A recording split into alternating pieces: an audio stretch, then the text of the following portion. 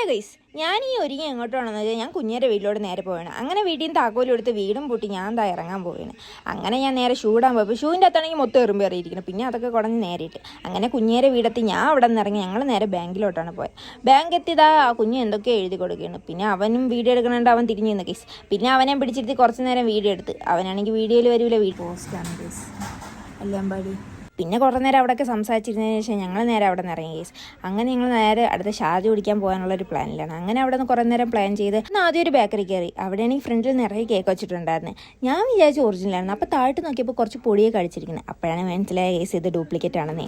അങ്ങനെ അവിടെ ഷാർജ ഇല്ലെന്ന് കണ്ട് അടുത്ത നേരെ ഞങ്ങൾ അടുത്ത ബേക്കറിലോട്ട് പോയി. അവിടെ ചെന്ന് നേരെ ഷാർജയ്ക്ക് ഓർഡർ കൊടുത്ത് ഞാനും അവൻ എന്താ ക്യാമറയിൽ എന്തൊക്കെ കാണിച്ചുകൊണ്ടിരിക്കുകയാണ്. അങ്ങനെ അവിടെ വെയിറ്റ് ചെയ്തിരുന്നപ്പോൾ ഷാർജ വന്ന കേസ്. പിന്നെ അത് കുടിക്കണമല്ലോ. അങ്ങനെ അത് കുടിക്കാൻ വേണ്ടിയിട്ട് കുഞ്ഞെടുത്ത് പറയണം. കുഞ്ഞ് ആദ്യമൊക്കെ ക്യൂണസ് ഇട്ടുണ്ടായിരുന്നു. പിന്നെ എടുത്ത് കുടിച്ചേ. അതിൽ ഞങ്ങൾ അവിടെ നിന്ന് വേറെ ലേസൊക്കെ വാങ്ങിച്ചിട്ട് അതൊക്കെ വാങ്ങിച്ചതോ അതൊക്കെ നോക്കിക്കൊണ്ടിരുന്നിട്ട് അവിടെ നിന്ന് പിന്നെ ആ 2 ലേസ് എടുത്ത് ഞങ്ങൾ നേരെ വീട്ടിൽ വന്ന കേസ്. അപ്പോൾ എത്രയുള്ളൂ ഈ വീഡിയോ. പുതിയൊരു വീഡിയോ ആയിട്ട് കാണുന്നവരെ ബൈ ബൈ.